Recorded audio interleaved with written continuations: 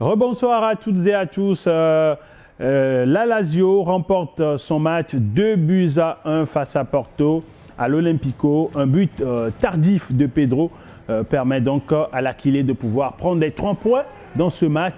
L'équipe de Serie A est inarrêtable dans cette Europa League cette saison. Fifi Assogbal. Justement, une victoire qui s'est décidée à la fin de la partie. Au moment où on ne s'y attendait pas, on a vu Porto revenir parce que Porto a quand même poussé et est revenu au score avant de finalement perdre sur le fil en fin de partie.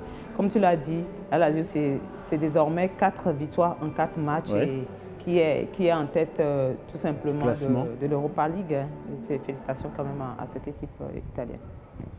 Pedro, comme au bon vieux temps, comme vous l'avez dit, c'est tellement mignon et moi j'ai envie de dire que, comme le dit un proverbe africain, les vieilles mamies font les bonnes sauces. Et Pedro, il vient de concocter une très bonne sauce à la fin où tout le monde s'y attendait le moins, où on avait faim justement de ce but-là. Et lui, il nous sert ce plan en or qui donne cette victoire-là, qui confirme le statut de cette formation de la Lazio dans cette Europa League-là. Je crois que ça fait 4 sur 4. On cherchait l'équipe qui allait enchaîner. Tottenham a perdu. La Lazio réussit quand même à enchaîner une victoire et c'est de bon augure. Ça a été très compliqué pour eux en deuxième mi-temps parce que Porto est revenu avec de meilleures intentions. On a vu l'égalisation, mais il fallait tenir et il fallait surtout avoir Pedro, ancien du Barça, dans son effectif pour pouvoir obtenir cette victoire-là. Quelques stats pour ce match dans la globalité que remporte Lazio. 49% de possession, plutôt équilibré, on va dire, avec Porto.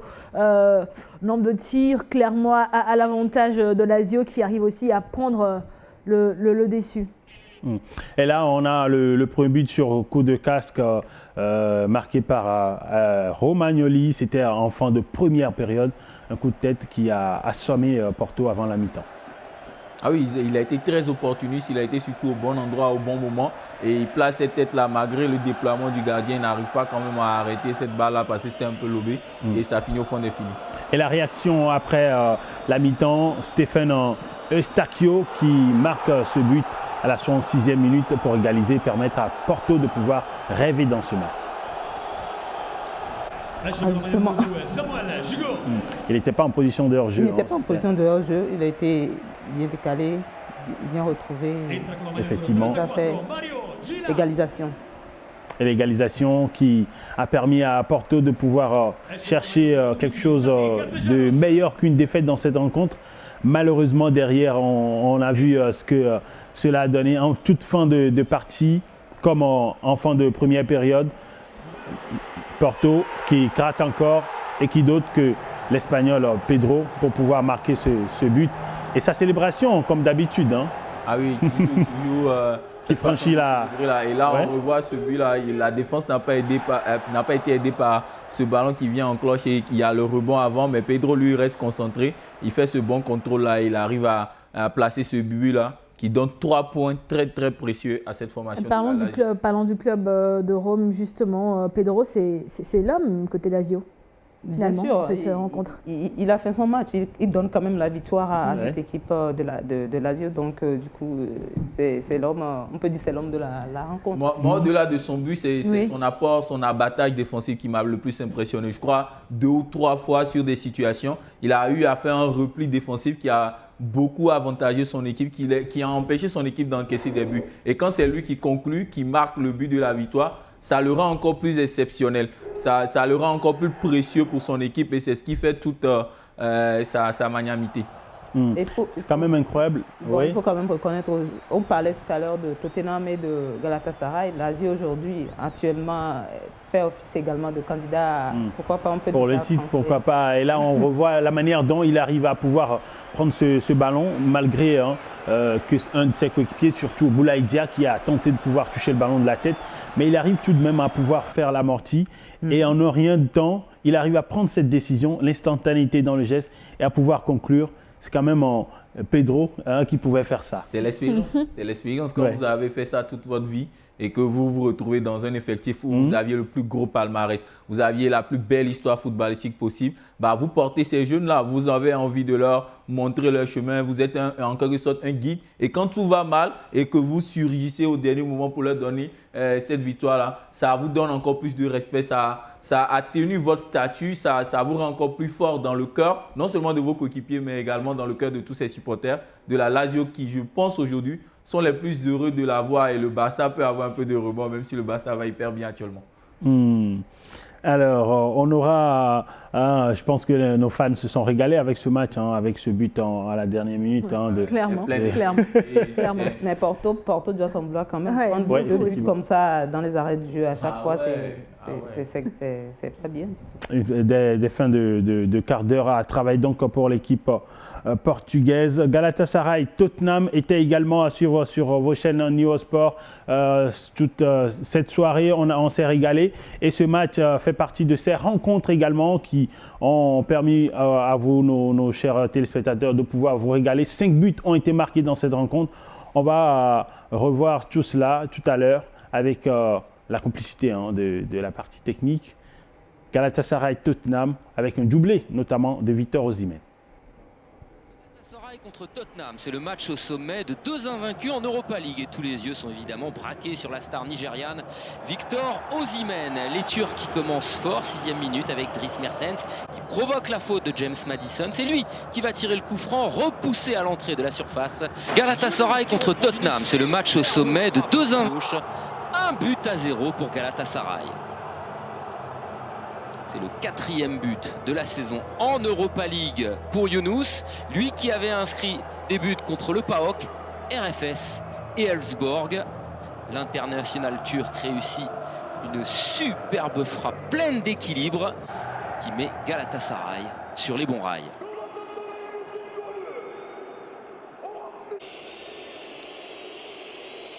À la 18e minute, les Spurs réagissent. Couloir gauche, Heung-min Son, petit pont, le ballon récupéré par Archie Gray. L'ouverture magnifique pour Brennan Johnson, côté droit, qui la remet au centre. William Lancashire, le jeune de 19 ans, inscrit le but sur cette reprise. L'égalisation de Tottenham. Superbe mouvement offensif de la part des Spurs avec beaucoup de toucher, beaucoup de précision.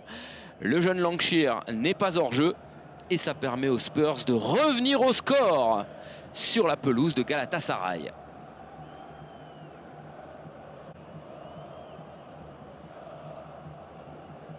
Mais à la demi-heure de jeu, ce sont les Turcs qui poussent avec ce ballon récupéré. Dries Mertens dans la profondeur pour Osimhen, la frappe du Nigérian et le but magnifique, son dernier but en Europa League remonté à 2021. Victor Osimhen qui ouvre son compteur but en Coupe d'Europe cette saison, lui qui était déjà l'auteur de 2 passes décisives. Et Galatasaray reprend l'avantage de buts 1.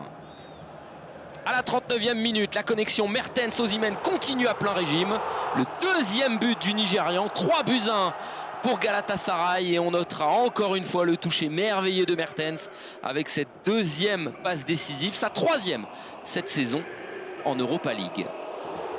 Le Nigérian Osimhen, toujours aussi bon, qui fait rêver toute l'Europe. Mais c'est le club turc qui bénéficie de son talent. Corner à la 49e minute et cette superbe frappe une nouvelle fois de Yunus, reprise de volée instantanée. L'ancien de Leicester, malheureusement, ne marquera pas puisque ce ballon est dévié par Dragusin qui sauve les Spurs en déviant de la tête en corner. À l'heure de jeu, une faute de Lancashire, le buteur, sur Gabriel Sara. Et malheureusement pour lui, c'est son 2e carton jaune. Il sera expulsé sur cette faute, carton rouge. Et les Spurs vont finir la rencontre à 10. Coup dur pour les Spurs qui continuent de pousser malgré tout. 69e minute, couloir droit. Pedro Porro, l'ancien du Sporting, va ajuster ce centre magnifique. Et la Madjer, réussie par Dominique Solanke. Entrée en cours de jeu. Superbe Madjer, réussie par l'ancien joueur de Bournemouth. Tottenham reprend espoir. Le gardien est trompé. 3-2 en faveur de Galatasaray. Et même à 10, les Spurs se prennent à rêver. Et à la 92e minute, un dernier espoir. Regardez, une faute sur cette sortie de Fernando Muslera. Le gardien qui quitte sa cage. Et malheureusement pour les Spurs, Dejan Kulusevski, l'ancien de la Juve, ne marquera pas. Galatasaray s'impose finalement 3-2 et se rapproche inexorablement de la qualification. Victoire de Galatasaray dans ce match, 3-2, avec un doublé notamment de Victor Osimhen. Oui, très impactant dans la rencontre. Il faut noter que le joueur a touché au total 32 ballons dans cette rencontre avec 7 tirs et 5 cadrés. Bien sûr, à son actif, les doublés, le doublé, les 2 buts marqués. C'est peut-être aussi l'homme du match, l'impact du match dans sa globalité. Forcément, l'homme du match, quand vous voyez son implication du début de la rencontre jusqu'à sa sortie, moi je dis forcément il doit terminer homme du match. Il y a eu un but sur hors-jeu, il y a eu face à face avec le gardien. Le gardien a réussi à dévier le ballon et puis après il y a eu ce doublé. Et puis sa présence véritablement appréciable dans l'attaque de Galatasaray durant toute la rencontre. Moi, je crois qu'il est forcément l'homme de cette Il était temps qu'il lance son compteur en Europa. Oui, en Europe, on se rappelle, on a suivi dans l'élément, il a fait 2 passes décisives lors des précédents matchs. Et là, aujourd'hui, c'était un grand match. On a dit Tottenham, c'est un challenger. Et si Galatasaray veut aller loin dans cette compétition, il fallait battre cette équipe-là. Et Victor Osimhen a été l'homme de la situation. Il a été dans tous les bons coups. En témoigne ce but, marqué, refusé à juste titre d'ailleurs sur hors-jeu. Mais c'est parce que justement, il y avait une présence énorme. Et là, je pense qu'il y a une deuxième occasion où il arrive quand même à marquer. Regardez un peu. Pointe du pied, c'est très important parce que là, il s'en fout de la technicité et tout. Ouais. Lui, son objectif, c'est de marquer et il pointe du pied cette balle qui finit au fond des filets. Ici, également, sur cette opportunité, il arrive quand même à être au beau milieu des défenseurs et à placer son pied côté opposé du gardien. C'est au-delà de tout un joueur plein de talent, plein de technicité et très opportuniste et qui sait faire mal à l'adversaire. Oui, effectivement, Victor Osimhen également qui a raté énormément d'occasions sur cette action. Tout à l'heure, on le voit là, il aurait pu marquer ce but sur coup de casque. Mais c'était un peu compliqué. Hein, il était en course, le ballon qui vient, il n'a pas eu le temps de regarder la balle et voilà, c'est passé. Et puis cette transmission également, et puis la frappe derrière qui vient contrer un défenseur des Spurs.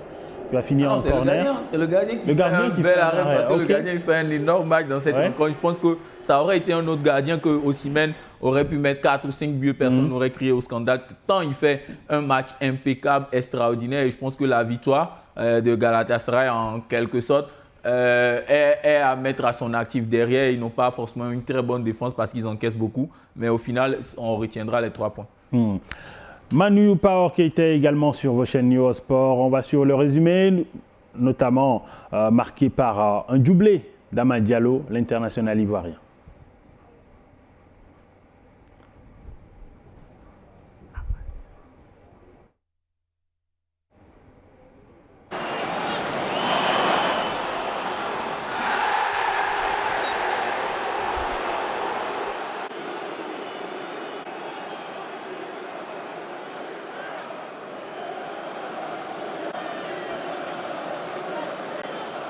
Là, on voit la première action sur laquelle Amad Diallo est impliqué.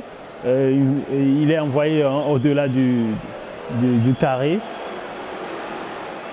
Et cette transmission qui va lui permettre de pouvoir chercher un but, malheureusement, ce n'est pas arrivé.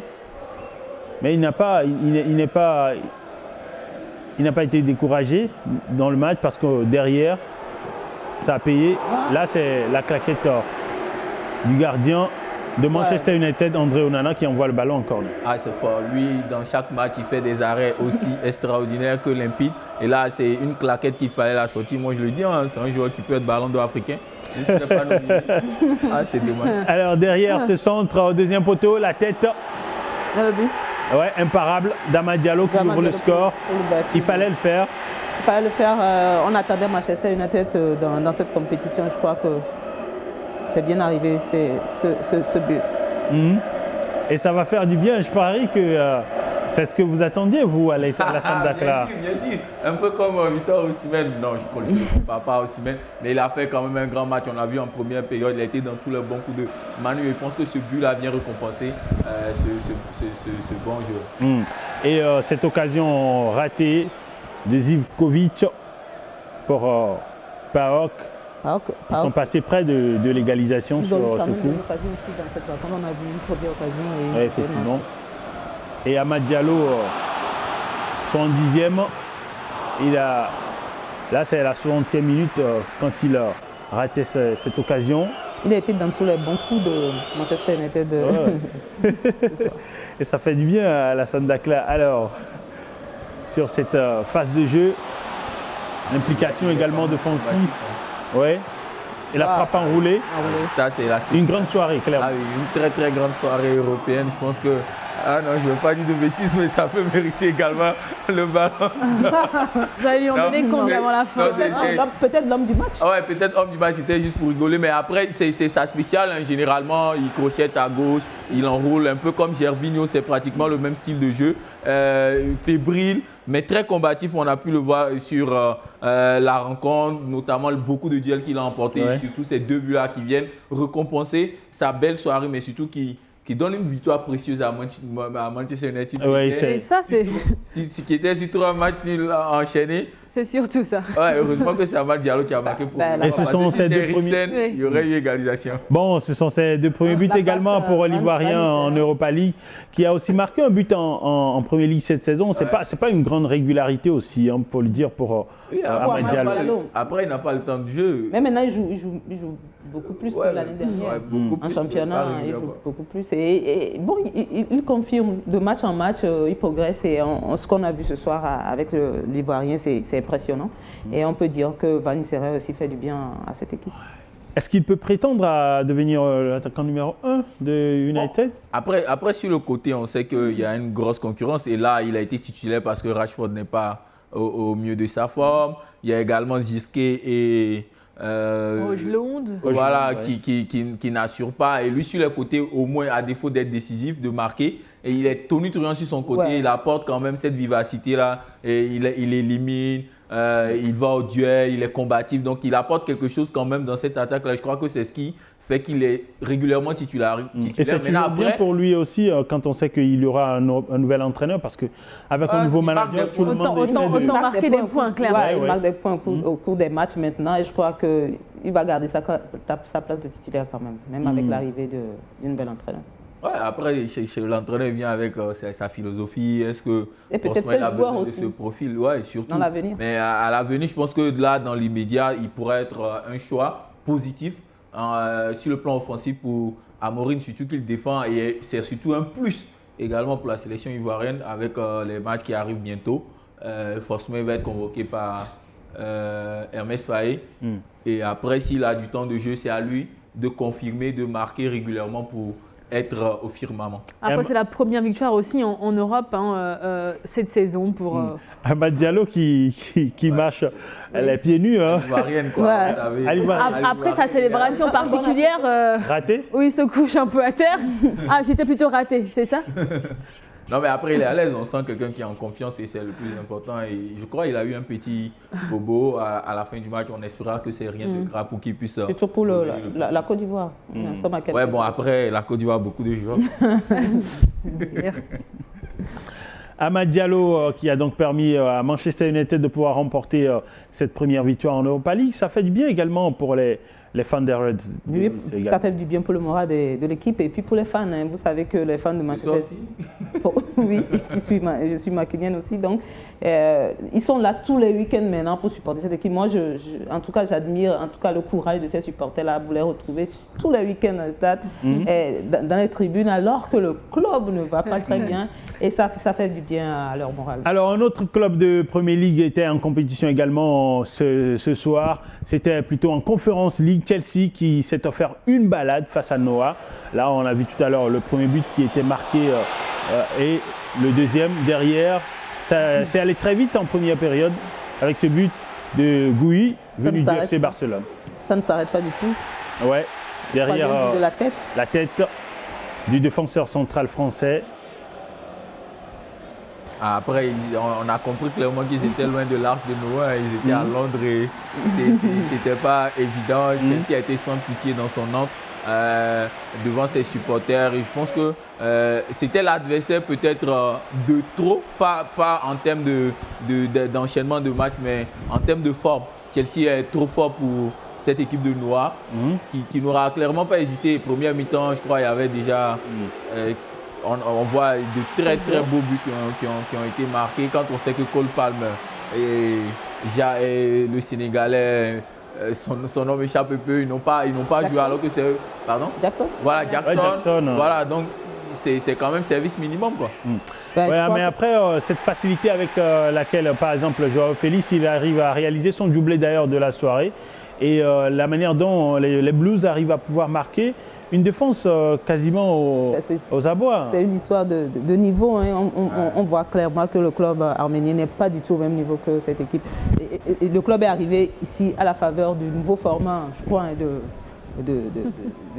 de la compétition. Et... Ils se sont battus. Hein. Là, après, c'est la Conférence League. Hein. Oui, la troisième compétition. Voilà, mais c'est clairement une histoire de niveau et ils ne sont pas du tout au niveau de Chelsea. Et là, c'est le but de Christopher Nkunku. Ah ouais. J'avais prédit ce score-là. C'est offert aussi un doublé dans cette rencontre. 8-0 face à Noah. Chelsea est en train de planer au-dessus de la Conference League. Fifi. Justement, si sa place n'est quand même pas en Conference League, on attendait plus Chelsea en Champions League. Et quand on se retrouve en Conference, même pas en Europa League, on est obligé de planer. Et je crois que Chelsea a toutes les armes d'aller chercher ce trophée. Et donc vous n'êtes pas aussi étonné de ce qu'ils font, 3 matchs, 3 victoires? Je suis très étonné. Je suis très étonné. Une quinzaine de buts aussi. Hein, oui, c'est beaucoup de buts parce que là, il y a 2 saisons en arrière, Chelsea nous a habitués à tellement de méformes, à tellement de mauvais résultats, tellement de faux résultats qu'on avait du mal à comprendre cette équipe-là. Là, j'ai l'impression qu'ils retrouvent quand même un certain niveau. Et même si c'est la Conference League, c'est quand même une coupe européenne, il faut quand même aller la chercher. Ils y sont et ils n'ont pas droit à l'erreur. Eux, ils seront impardonnables, je crois, s'ils font un faux pas, parce qu'ils sont quand même au-dessus en termes de niveau. Ils sont supérieurs à toutes les autres équipes. Maintenant, derrière, il va falloir performer, enchaîner, être constant dans les résultats et surtout aller au bout. Et on aura également tout à l'heure Hoffenheim. Olympique lyonnais qui était également sur vos chaînes en Eurosport. On va revoir les actions clés de cette rencontre qui s'est déroulée en Allemagne. Hoffenheim qui accueillait donc les Lyonnais dans ce match. Première action clé, là sur ce centre dans la surface de réparation, c'est sorti et c'est décalé vers le côté gauche, crochet intérieur, frappe enroulée et le gardien qui envoie le ballon en corner. Belle phase de jeu pour Hoffenheim, mais Lyon réussit à pouvoir éviter le danger. Et surtout, bel arrêt du portier lyonnais. Il fallait la sortie celle-là parce que ce n'était pas évident. Et derrière, Hoffenheim également encore qui met le pressing. Ils arrivent à pouvoir se retrouver très facilement dans le jeu. Et sur cette action dans la surface de réparation, la transmission et l'ouverture du score, 46e minute, l'OL qui arrive à craquer après la mi-temps. Ouais, on voit là une nette domination du club allemand avec une action bien construite qui donne... ce but à Valentin Gendré. Et derrière, la réaction de l'OL, Abner Vinicius dans la surface de réparation. Cette frappe, il est venu de nulle part pour pouvoir égaliser et permettre aux Guns de pouvoir espérer quelque chose de meilleur qu'une défaite dans cette rencontre. Après c'est Vinicius, quoi, en griffe. Donc on va dire un but normal. Mais après Lyon, on sait dans cette compétition-là, on n'abdique jamais. Lyon n'a pas abdiqué, quoi. Et là, la casette prise en étau et la tête de Hoffenheim, les défenseurs pour pouvoir sortir le ballon in extremis. C'était dans les arrêts de jeu. Ils étaient à ça de pouvoir marquer donc le but décisif pour la victoire. Et ce coup de tête dans la surface de réparation et la reprise derrière. Et qui d'autre pour marquer ce but décisif que Alexandre Lacazette. Quelle reprise! Ah oui, c'est Alexandre Lacazette, c'est Arsenal, c'est beaucoup d'expérience, c'est le capitaine de cette formation-là. Et très beau but d'ailleurs sur cette reprise de volée-là. Ouais, malheureusement, la réaction de Hoffenheim avant la fin du temps additionnel. Ça fait quand même deux buts dans les arrêts de jeu. Ils ont attendu les arrêts de jeu pour voir. Mais c'est quand même une belle opération pour Lyon, qui était en déplacement, qui obtient quand même le point du bain d'une, même si Lyon aurait pu glaner les 3 points de la journée. Et ils ont attendu la fin de match pour faire vivre les fans et les téléspectateurs une rencontre électrique. Ouais, mais après, c'est bon. moi je pense que c'est un mauvais résultat parce que… Pour Lyon? Oui, quand vous marquez comme ça dans les arrêts de jeu, vous faites tout pour conserver et remporter 3 points parce que Lyon fait toujours des matchs très arrachés dans cette Europa League là, mais n'arrive pas à gagner les points qu'il faut. Là, c'est une compétition de fond. Il va falloir être endurant pour aller au bout.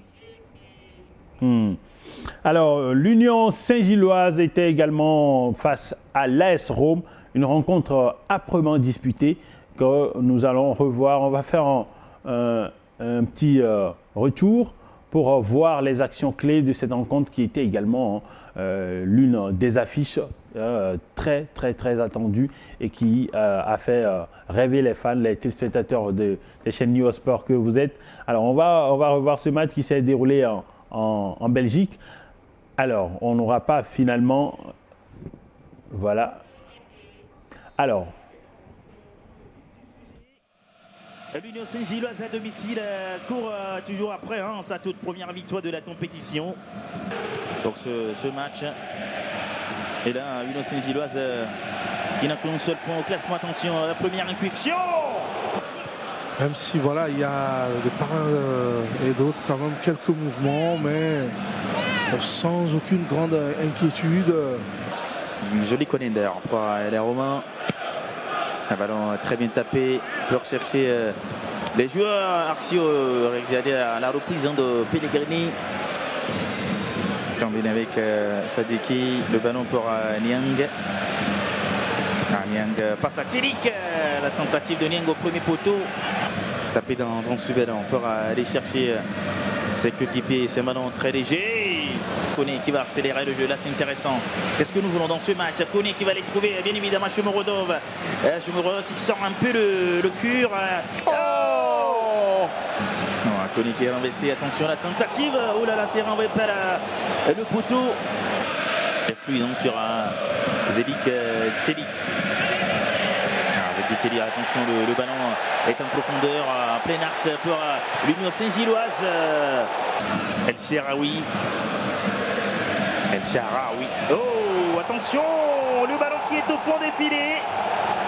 Mauvaise intervention d'Anthony Maurice. Et c'est l'ouverture du score signé Mancini. Maurice n'arrive pas, il ne prend pas assez d'élan. Vanout, le coup franc de Vanout. Je pense que c'est El Shaarawy, oui, du dos qui dévie le ballon. Parce que ça partait quand même assez vite. Une belle opportunité. La remise. Et l'égalisation va arriver sur ce ballon pour les Belges. Et le gardien, regardez le gardien. Ah, il est percuté par son propre joueur, Koné. Lui aussi, il a manqué d'assurance sur ses appuis. Il y a une autre occasion. Et voilà la frappe de El Hadj. C'est la fin de cette partie. Les deux équipes se quittent dos à dos lors de cette 4e journée de l'UEFA Europa League. Le but donc de Kevin McAllister qui vient donc égaliser celui de Gianluca Mancini. Les Belges arrivent à pouvoir remporter un match nul face à l'AS Roma. C'est quand même un point précieux. Ouais, pour l'Union des Gillois, c'est normal. C'est un bon point et surtout quand c'est McAllister qui marque. Mais pour l'AS Roma, c'est une grosse déception. Moi, c'est une équipe qui… Franchement, il me brise le cœur, même si je ne suis pas forcément fan. Vu l'histoire, vu la situation géographique du club, franchement, c'est un club qui doit faire mieux. Vu les recrutements aussi qui ont été faits, on parle quand même de Dovic, le meilleur buteur de la dernière campagne en Liga, qui est dans ce club-là. Et quand ce club va si mal, moi, je me pose des questions sur le management, le projet et plein d'autres choses. C'est dommage qu'il puisse s'en sortir qu'avec un match face à la formation belge, même si elle n'a pas démérité. Après, c'est pas très la formation en championnat, ça vacille. Ouais, c'est ce que je dis, c'est inconscient, c'est épeurant. Il faut quand même reconnaître la performance du club belge. Ouais. Après tout, il était à domicile et il avait à cœur aussi de faire une très belle prestation et c'est ce qui a été fait. Même s'il n'a pas gagné. Nice 20 était également sur vos chaînes en Neosport. On va suivre le résumé et on revient pour le débrief.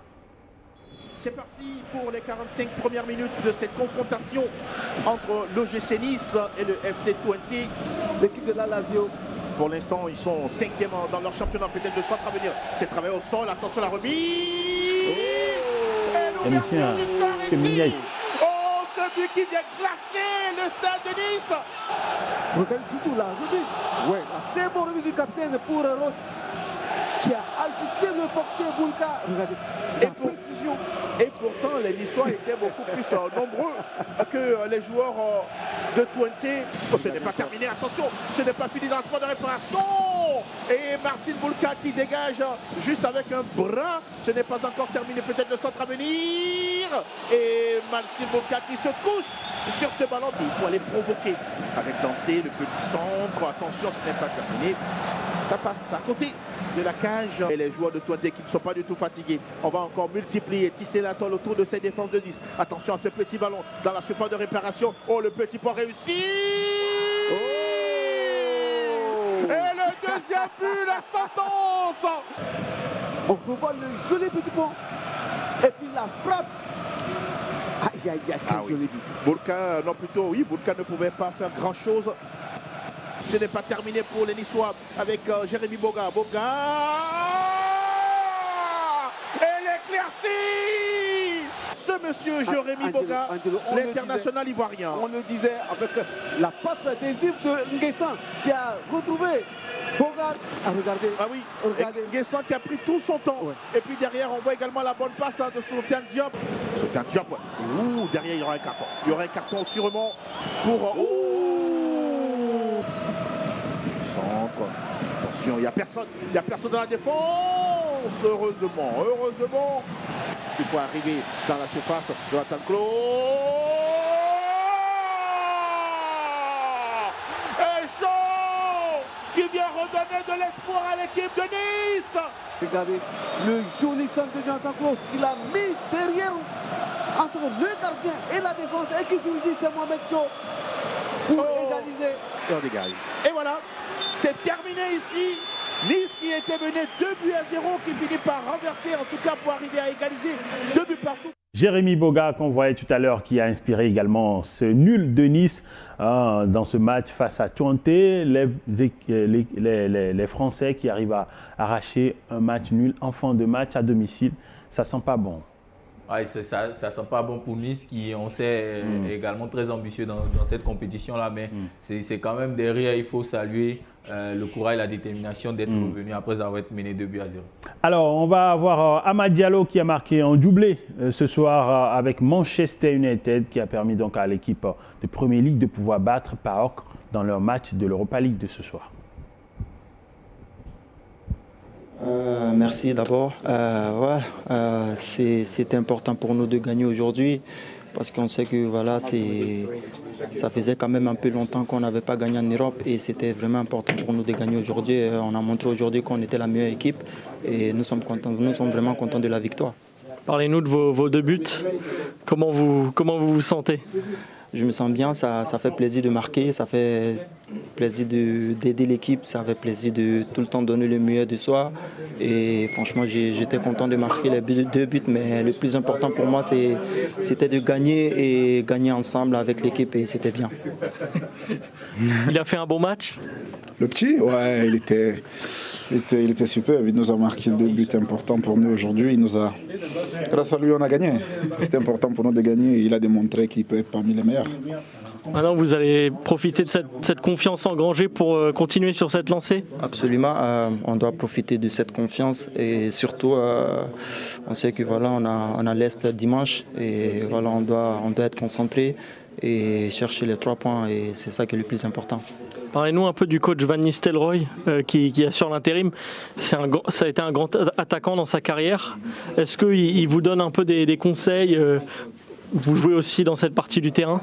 Depuis le premier jour arrivé dans ce club, il a été quelqu'un de très bien. Il s'est bien occupé de nous. Je pense que voilà, il a été important pour tout le monde. Il est vraiment important pour ce club parce que c'est une légende de ce club et il comprend parfaitement parfois la frustration des joueurs. Et nous sommes vraiment heureux de l'avoir et on ne peut que donner le meilleur de nous pour récompenser ses efforts. Vous êtes dans une situation un peu particulière parce que vous savez qu'il y a un nouveau coach qui va arriver.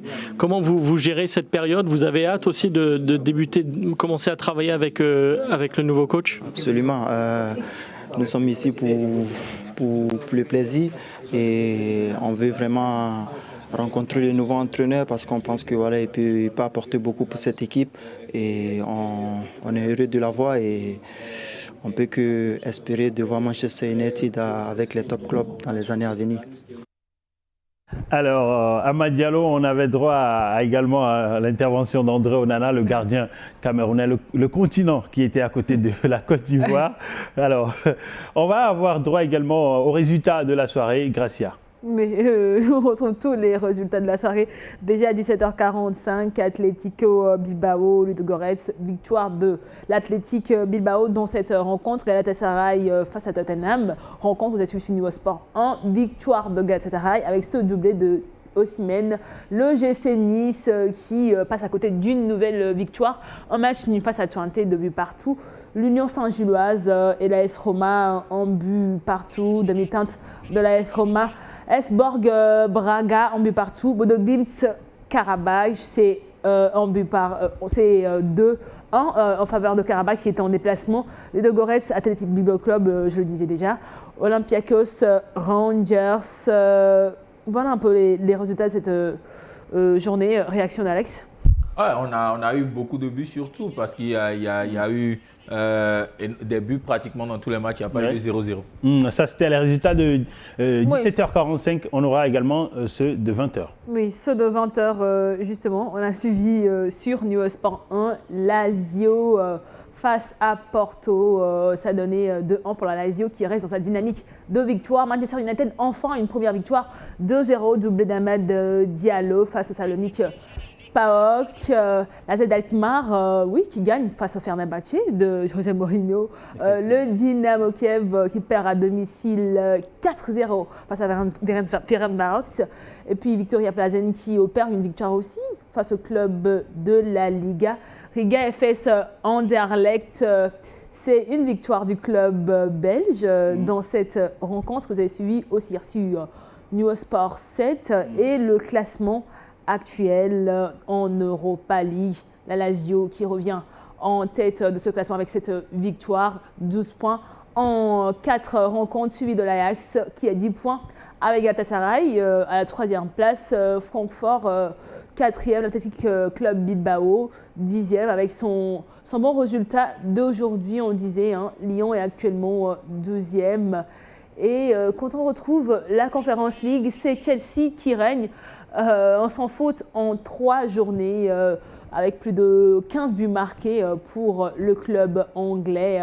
Heidenheim est 5e, 6e avec 9 points. La Fiorentina qui arrive à la 9e place dans ce classement au niveau de la Conference League. C'est finalement une belle journée. Les Seuls se positionnent de plus en plus.